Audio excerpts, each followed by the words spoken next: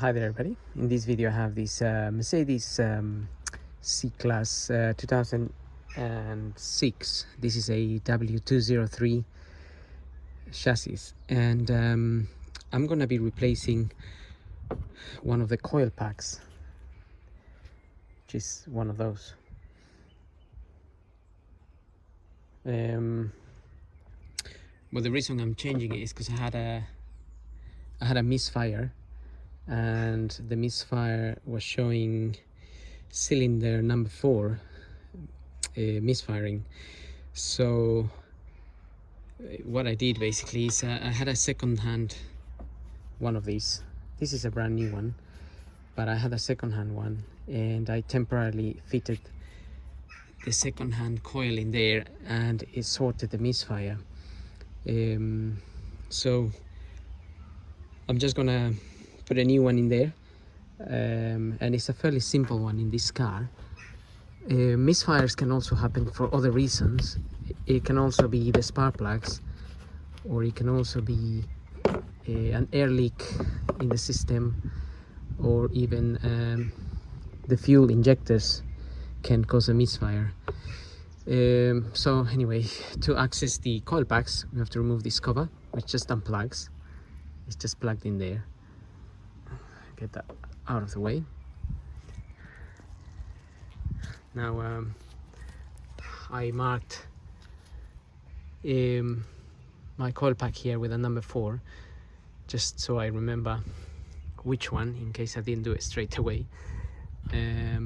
But what we need is one of these sockets.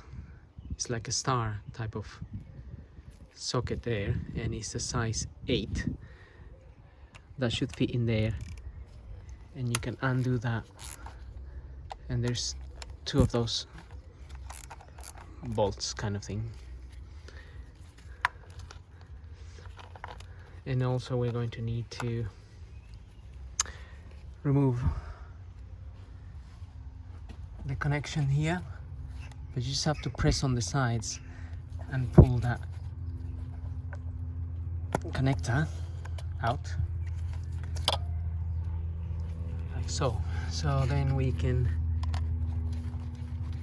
just take this out.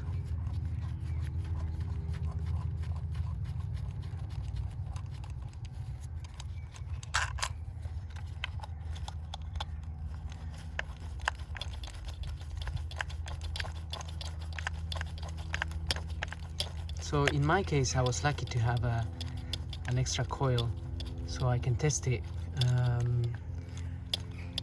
Because otherwise, obviously, when the computer shows you there's a misfire, it doesn't exactly tell you which bit is failing: the coil, the spark plug, or the fuel, or even sometimes on these cars there are some hoses down here that can leak if they deteriorate, and they can cause multiple misfires. So then it can be a little bit confusing. But if you were obviously fault finding for checking the fuel rails, for example, you would really need a fuel pressure gauge, and also for checking these ones,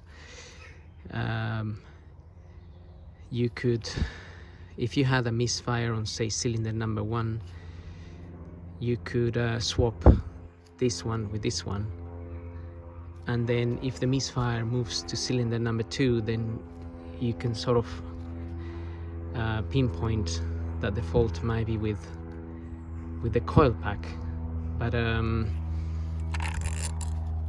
But if that didn't solve the issue, you could then change the spark plugs. If your spark plugs haven't been changed for a long time, then you could change the spark plugs, and then try again. And if that doesn't sort it, then you would probably start looking into the fuel area for misfires. So luckily in this case it's just a simple one. So just pull the as you saw, just pull the coil pack out and put the new one in. Sometimes they are a little bit harder to pull out, but this one was easy because I already pulled it out before, obviously. I did it last week, or no, 2 weeks ago I think.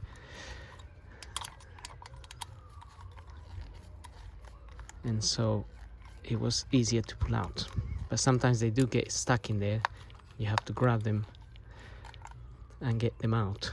And even occasionally I had that happen before, is that this part comes out and this bit remains in, so then you just have to obviously pull this out. But they do get sucked into the plug sometimes quite a lot. And now getting those little bolts in there. Don't over tighten those. They're quite delicate. They don't need to be over tightened. So as you can see, I can carry on going on this, but that feels tight now. So then we could just plug our electrical connection in there. Just make sure it clips in so it doesn't come out. Okay.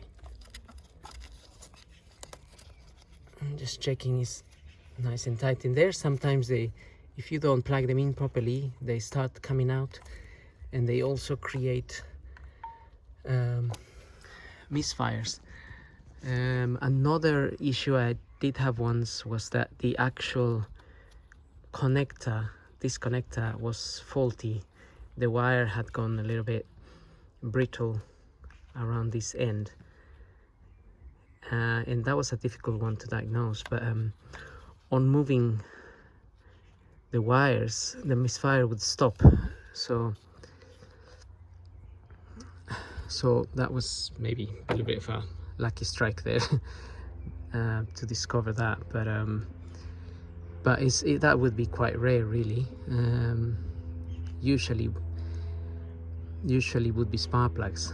So anyway, the same procedure we go to any of these other ones. You just have to undo the little bolt there. There's 2 of them on each. Unplug that and take the coil out. With this one it's a bit harder. You have to remove a little bit of this, but you just pull it out and then this comes out. So that's pretty much it, really. So hope this video helps, and thank you for watching.